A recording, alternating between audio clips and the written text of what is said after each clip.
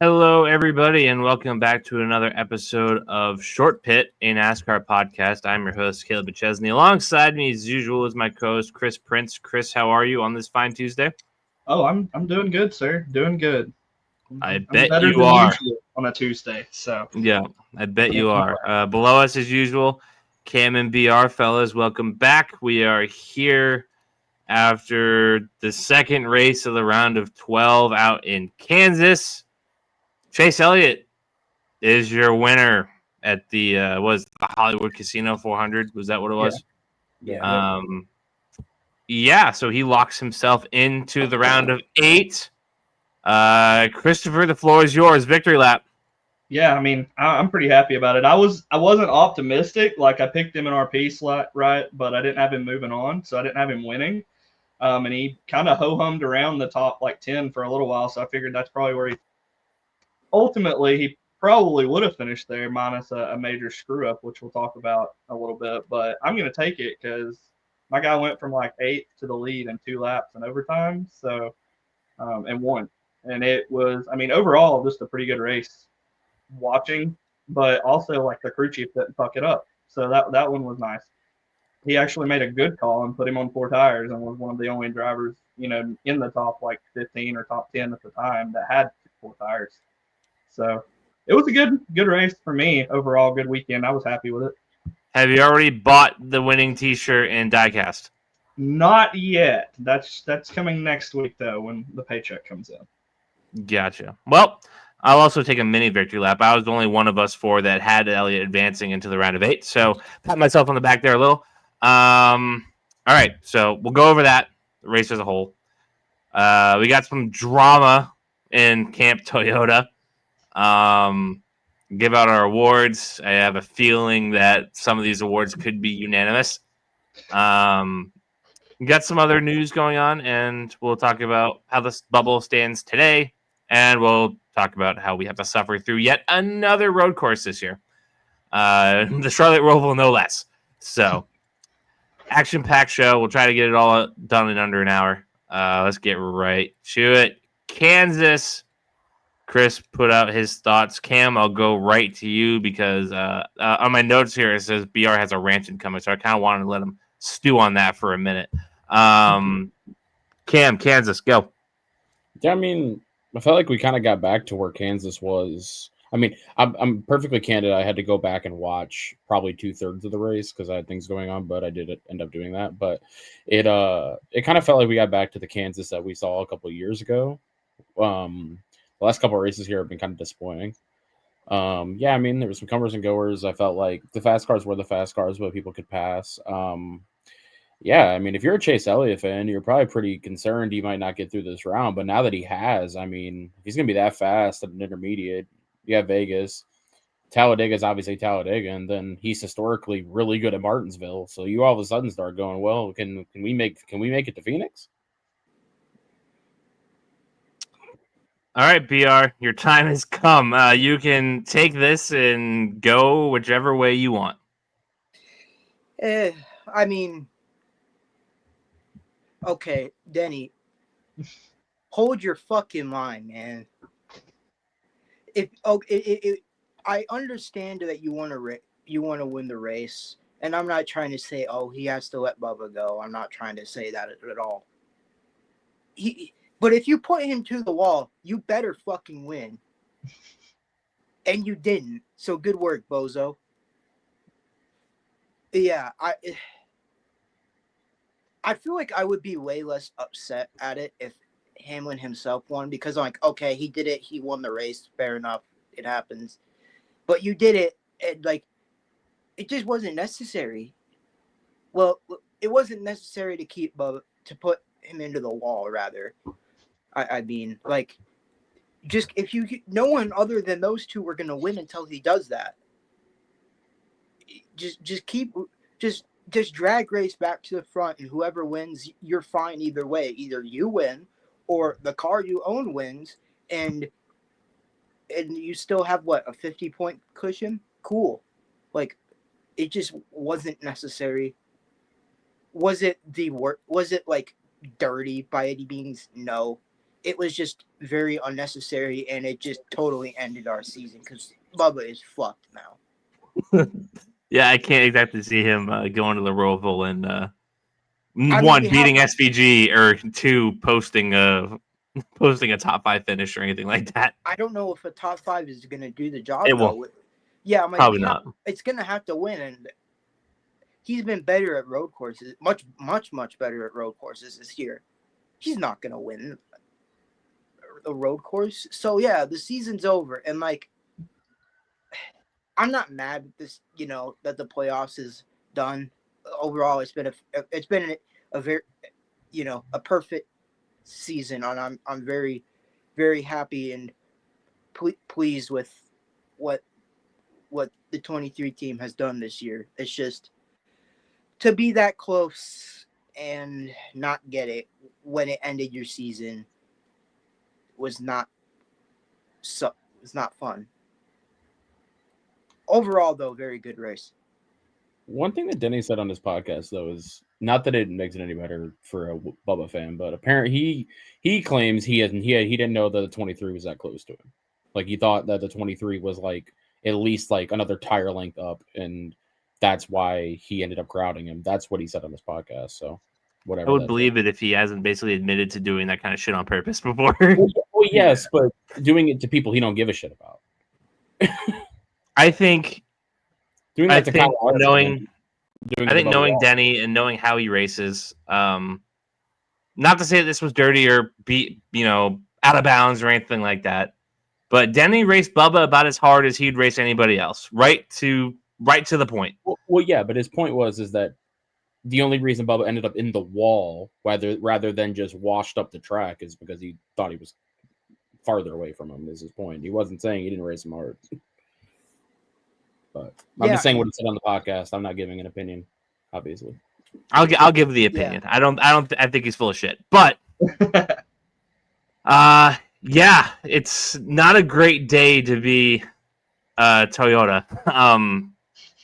Chris, this whole Denny Bubba situation, give your kind of little piece on it. Obviously, it got you the win.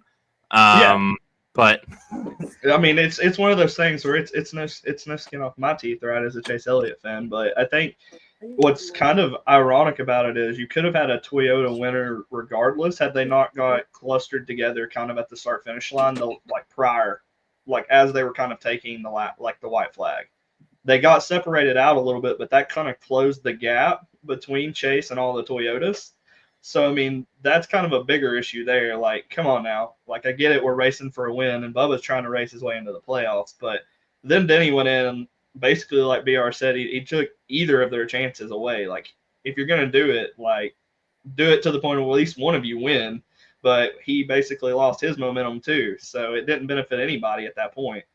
I don't know. I think it's crazy the aggression that's coming out of Denny right now, but it's also something more so that you haven't seen in recent years. So I don't know if it's more motivation coming out for him now than I think a lot of shit's piling up for him. I mean, you saw him post race there on pit road giving the interview. It seems like his dad's not doing well by any means. He knows that time is coming sooner rather than later. I know he wants to focus on getting win 60 and whatever, but championship still within grasp. He's gonna be in the round of 8, assuming disaster doesn't strike. I don't know what disaster looks like, but assuming that doesn't strike, he's gonna have a chance going into Vegas, Talladega, and Martinsville to go ahead and race himself into the championship 4. But I think I don't want to say it's desperation, but it's impatience at the very least, starting to ramp up for Denny in that 11 camp. He said on his podcast, he was like, I straight up said, I said, I have 70-something odd races left in my career. I have my whole career left, or my whole life left to win as an owner. Basically saying that once this, he's got 2 more years left on his deal at Gibbs, and he's basically saying after that he's done. But does he though? Does he have his life ahead of him as an owner? That's true.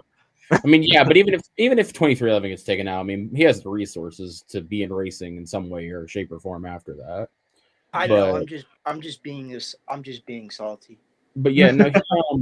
But no, he basically said like on the podcast, like at least like my actual opinion on it is like, could he have raced him a little softer? Sure. But at the same time, I think that in the end, I don't think it just was kind of a bad situation that wasn't.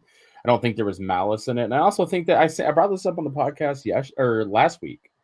For whatever reason, Toyota can't. The Toyota teams, whether it be JGR 2311, etc., cannot figure out how to work together. And they cannot figure out how to even have a working relationship with each other, and that's why they don't win championships. They make Hendrick look like best buddies. If you remove Kyle Busch, if you just remove him, the last Toyota to win actually is he the only driver that's ever won a championship with Toyota? And Truex. Yeah, Truex in 2017. And those two Kyle Busch wins, they've been in this sport and competitive for like 20 years, and that's all they have to show for it. The one Truex 17 championship and the two Kyle Busch 18 championships. That's all they have.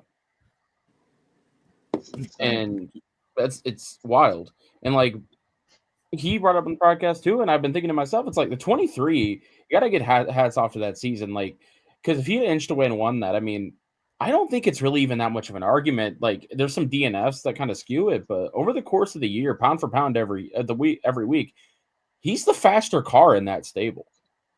Oh, no argument. I've been yelling that from the high top since April. And Denny even said he was like, the only reason they were in that situation is because they brought two fucking tractors to New Hampshire. That's why they were in that situation. Yeah. So. And like I don't think it was like it wasn't dirty or like malicious or anything. It was just unnecessary. That's what it. That's why, I'm not upset because I think it was dirty or he was necessarily even wrong for it. It's just it was unnecessary, and and it cost both of them. If Denny won off that, then okay, you did it to win a race. I understand that, but you did it to now screw over both. I guess not screw over both of you, because in terms of the big picture, Denny will be fine, but screw him over in terms of winning the race. So yeah, it just was unnecessary. Yeah, I think you can combine what both you and Caleb said: unnecessary and impatient. It was unnecessary impatience. Like it wasn't needed at that moment. Like, yeah, I mean, I know he's got arguably the rest of, his life to be an owner, right? Like he said, but still, like, for the betterment of like yourself altogether, like you're going to win one way or the other, whether you're the winning driver or the winning owner, like you're winning, my guy. Like at that point, take the W one way or the other. I think is how some people want to look at it. But the envelope was pushed a little too far. Exactly. Well, the other thing about that is like too, with just looking at Toyota as a engine manufacturer, they don't have that many cars. So like you look at it like Chase Briscoe's not safe on the weekend. Chase Briscoe has a problem. He's out. Bubba's now out without a miracle, and same with Reddick. They're both gone without winning the race, which with SCVG is a literal miracle to happen. And if something happens to Briscoe, Riley Herbst has one job on Sunday. If Briscoe has a problem and goes out, Gibbs obviously never made the playoffs. You're now down to the 20 and the 11, and if you're Toyota looking at it, Vegas you'll be good, but then you're looking at Talladega and Martinsville, and you're like, we hope we can put one of them in there. Not great for Toyota. They're in a pickle.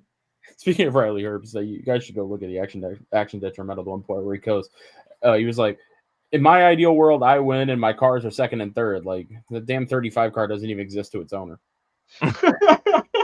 Yeah. I think what we wouldn't do to put a real driver in that car. Yeah, no kidding. I think what was cool, I saw a stat it was the 7th last lap pass on the season, and it's apparently like the most recorded last lap passes thus far in a season. since they've started counting that stat. I don't know how like that is even possible. I feel like that might be like there would be more, but I just thought that was I thought that was kind of like a neat stat because Kansas provided another good race. Like, yeah, like Cam said, the last haven't been phenomenal, but this was a lot better of a race than what we saw. It felt like the ones from the last couple of years that we like, because the last first few years of Kansas, we were like, hey man, like low key, like we could do 36 Kansas races. I don't think I'm a bitch. Yeah. All right. I think Kansas is out of the way. So let's go give our awards for the week. Let's start with Terrorist of the Week. BR, should I waste no effort? Actually, I'm going to give it to someone different. John Hunter Nemechek. He goes in, makes Zane Smith do a wall riding, which, by the way, was a penalty NASCAR ignored. I know why they didn't call it. I'm just being an ass. But no, does that, and that just goes down, takes out the 21, someone else, I forget. Like, he took out, like, 4 cars. Yeah, he took out fucking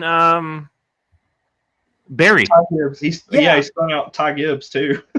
Yeah, Well, nothing of value was lost there, but yeah, true. But yeah, Barry would really fucked me over because I could have made up even more points in our NASCAR pool if that didn't happen. John Hunter Nemechek, Terrorist of the Week. Christopher. I'm gonna roll with Hamlin. Like, dude took a victory away from himself either way you look at it. I mean, he wrecked the driver and I mean took points away from himself in a sense too. So I mean, not many, but I mean, he just made himself look bad for unnecessary reasons. So yeah. All right. No unanimous Terrorist of the Week. How about that? I came in here for certain that I wasn't gonna do it, but I would have let you guys try to talk me into it if you were. Cam. I was also going to give it to Nemechek. I mean, the Hamlin thing was dumb, but I don't know if it really, rises to the level of terrorism in my mind. No, it wasn't terrorism. It was just unneeded. I'm not sure who to blame for this. I'll go with the guy who got wrecked, pointing the finger of blame. Well, not the guy who got wrecked. The spotter of the guy who got wrecked. Shane Van Gisbergen. Puts my guy right into the wall. No big deal. I hate him. This is the third time this year that this Kiwi has absolutely fucked over my guy this year. I can't stand it. He didn't just put him in the wall either. Like, the TV angle at first, it looked like he just ran him into the wall, and he's like, all right, yeah, I'm good. Let's just keep him here for a second. Yeah, pretty much. Yeah. The 48 team, I think it was the spotter, was like, yeah, for the scorecard out there, that was the 88 trying to side draft the 24, not running whatever all day. I forget the actual words, but he put the blame on the 88, so I will as well. Listen, there's no sweat off my back blaming Byron, but either of them. All right. Driver of the Week, Chris. I'm going with my guy just because I think it was cool to see the drive that he had right there, whether it was assisted by other drivers or not. It was cool to see. So. Last 2 laps from his point of view was sick. Yeah. Kim. Yeah, I'll go with that. BR. SVG, first top 10 out of Noble. Is this the first time that a Terrorist of the Week nominee has also gotten a Driver of the Week nominee? Yeah. One week I nominated, but I gave Ty Dillon both. Good. I forget. It was one of the in-season tournament weeks. I forget which one, but yeah. All right, my Driver of the Week.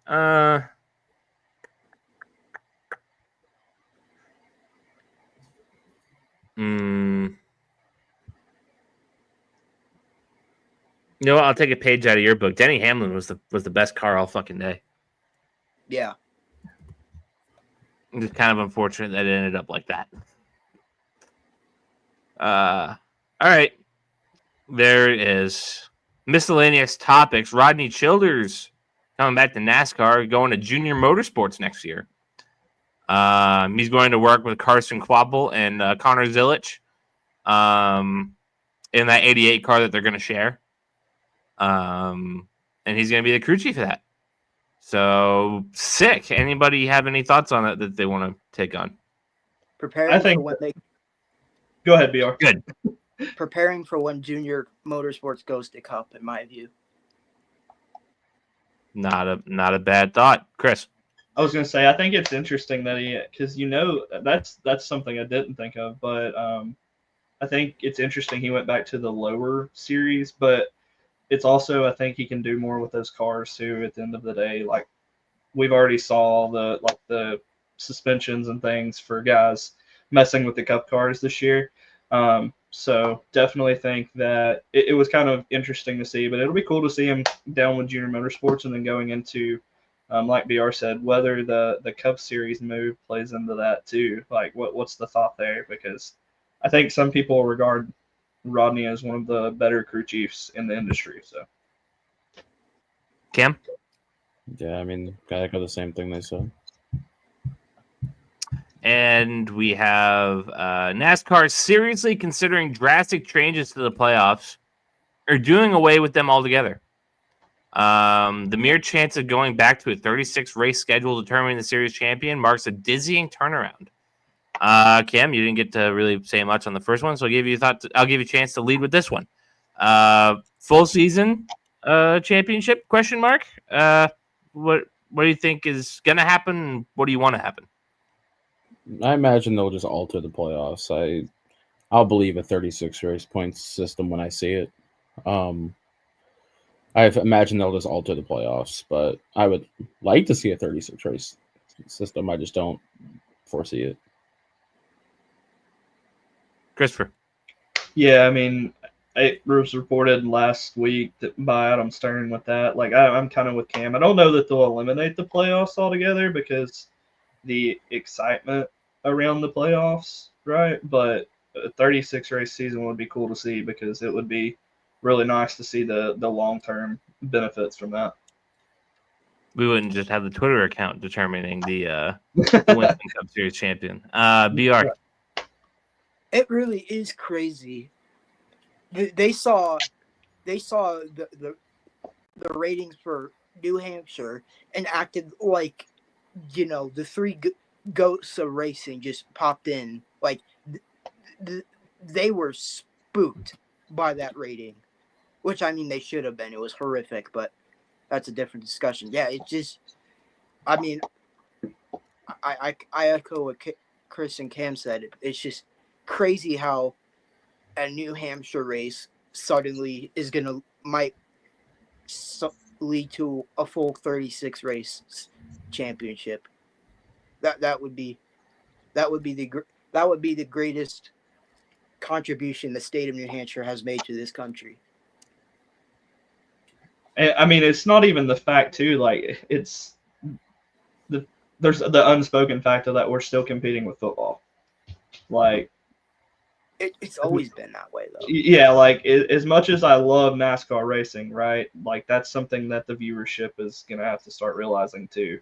So I think the fact that the New Hampshire race wasn't bad, like we mentioned it, right? Like it was a okay New Hampshire race for even like our standards as viewers.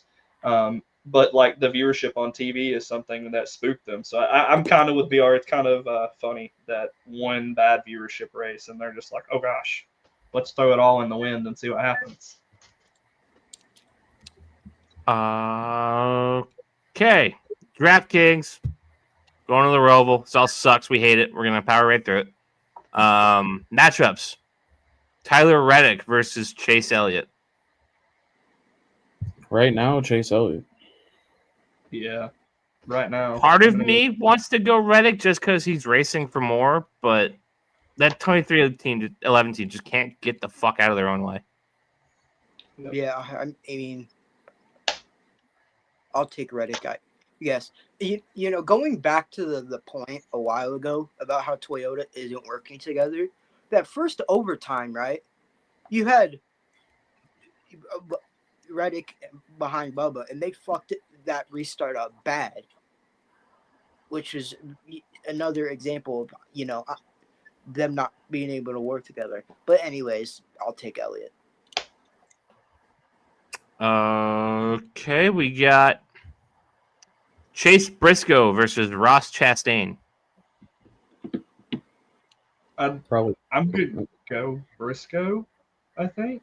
They've both been really fast on road courses this year, but Briscoe's been a little faster. Yeah. I'm gonna Neither roll. of them are anything remarkable on the Roval as far as averages go. That's not surprising. I feel like anybody with any driving talent isn't that great on the Roval now. I'll go Average wise. I'll go Ross, I guess. But Well, yeah. I was going to go Ross to be different, but now that it is not being different, Briscoe.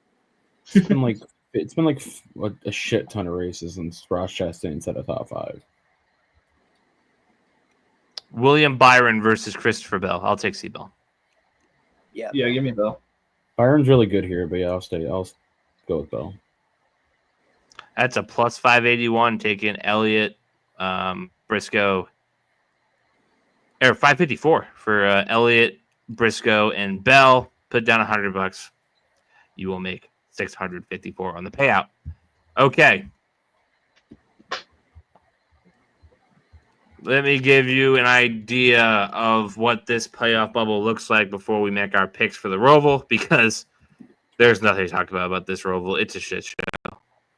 They need to bomb it, nuke it, send it to Alabama where nobody will miss it. My predictions are probably SVG or the Dinger have such a large lead that they're focusing on the playoff bubble coming down to a few points if it gets down to that point, because that's, I feel like, what it's going to turn into. But that's just me personally. The 16 car's just been so trash. I'm not even sure Allmendinger can save it. Like, if you look at all the road courses this year, he's not been that competitive. Yeah. All right, so guys below the bubble. Austin Cindric minus 48. Tyler Reddick minus 29. Bubba Wallace minus 26. Ross Chastain minus 13. And then the top guys, I think you're really watching to like have a mess up. Logano plus 13 and Briscoe plus 21. And it's easy for Logano to have that at the Roval. Like, very easy. He's had that happen before. Well, there's your path 23-11. Just hope that Joey and Ross have problems. Yeah. I mean, that would be the idea. But, yep, obviously, Elliott and Blaney lock their way in. Larson's pretty close to locking his way in. He'll probably be a guy that advances on points at the beginning of the third stage. Unless he kicks himself in the nuts. It could happen. He's done it plenty of times before. Hamlin's plus 48 and Seabell's plus 44 and Byron's plus 40. I consider all those guys to be pretty safe, barring emergency. I mean, Rudy Fugel's a James Franklin of crew chiefs, so you never really know. But I mean, they were fucking nowhere all day yesterday. Not that I care, or Sunday. Not that I care, but they are just nowhere, and they just limp into the championship four every year. Shane Van Gisbergen, in his one race at the Roval, started on pole, finished 7th. Was that in the 16? Had to be. It was in the 13. Oh, even worse. Even worse. AJ Allmendinger has the best average finish here with a P6, P1, P4 in the last 3. Seabell also has a win here. Larson as well. Larson's also otherwise not awesome. So yeah, excluded. Let's just say SVG blows up on the first restart. His engine goes up in flames. You know, you gotta tow him out of there. And this race is wide open. Give me your picks, assuming that SVG dies. Chris, I'll go to you. I mean, like, I know it's still kind of low-hanging fruit, but probably Christopher Bell. Like I like what like he didn't like finishing 7th back before he went to Bristol. Ended up going to Bristol and winning Bristol. Like I feel like he's better than what they've been running, and he finished 2nd here last year, so they have the speed to do it. I think Seabell is going to be my guy. BR.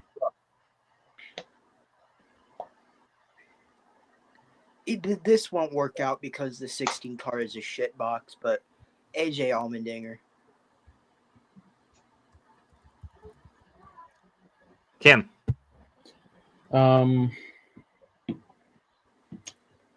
Yeah, I want to pick Allmendinger too, but they've literally been nowhere even on road courses. I don't know what's going on with that.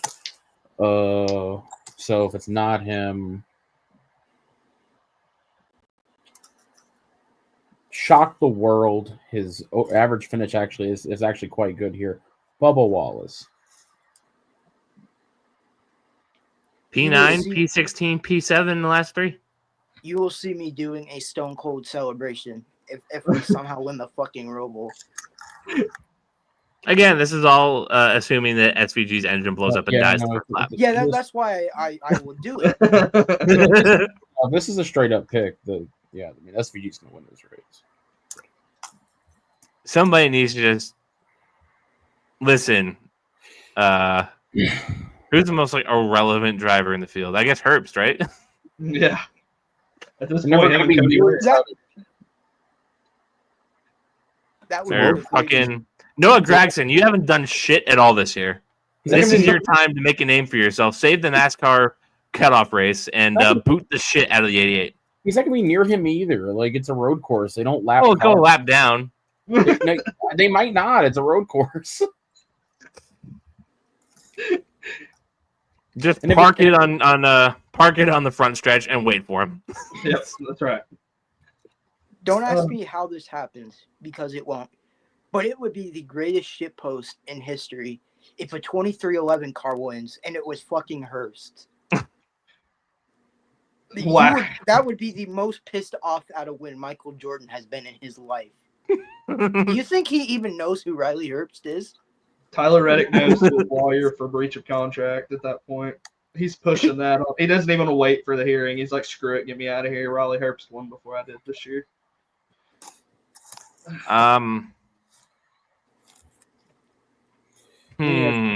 Because I have no other ideas, he's got 2 top 5s here. Kyle Busch. Uncas Cooks, but it seems to be the only style of track they can bring anything resembling a race car to. So I'll take the 8. We'll see what happens.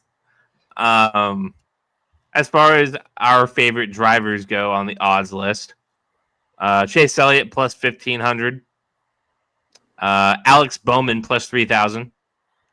Ryan Blaney plus 3,500. Bubba Wallace plus 8,000. Really? That's a little disrespectful. That's a a little bit. disrespectful. I know he's not going to win, but that's a bit. We can't get like plus 5,000. Also, like, I understand like the SVG thing, but like the last road course, Blaney won the pole and he's won the Roval before. Plus 3,500 is a little bit long too. I don't remember where Alex finished actually in the 2024 Roval race, so that's kind of skewing his average finish. And he missed 2022 because of the concussion. Yeah. So he's got just a P8, really. For the life of me, I can't remember where he finished. I think it was like 12th. But 3,500, I don't love those. Should be a little longer. But Kyle Busch plus 2,800. AJ Allmendinger plus 1,600. Seabell plus 1,000. The favorite, not SVG, is Kyle Larson, 850. Really? Yeah. How short are the SVG odds? Minus 105. That's crazy. No height. It is reversed height. Yeah. Chevrolet minus 310 for winning manufacturer because of SVG. So there you go. All right, fellas. Chris, what do you got coming this week? should have an episode out actually of our podcast, The Wives and Eyes, but that Didn't you promise one last week, asshole? Yeah, 4 kids and shit, strep throat, ear infections. all Oh, that. gross. Yeah, that's what I'm saying. Stay safe over there. That's right. I'm doing my best. I'm trying to keep what voice I have, But yeah, and then our picks piece, but that should be about it. Very good. Cam BR, thanks for coming on once again. And thank you, the viewer, for watching. Make sure you like and subscribe. Follow our page on Facebook. Follow me and Chris on Twitter at everything NASCAR for everyone. There's a 4 and a 1 in there. You'll find it. You'll find it. And my Twitter is just my name. You'll find that as well. Thank you all for watching. We'll see you at post Roval, getting ready for the round of 8. We'll see you then.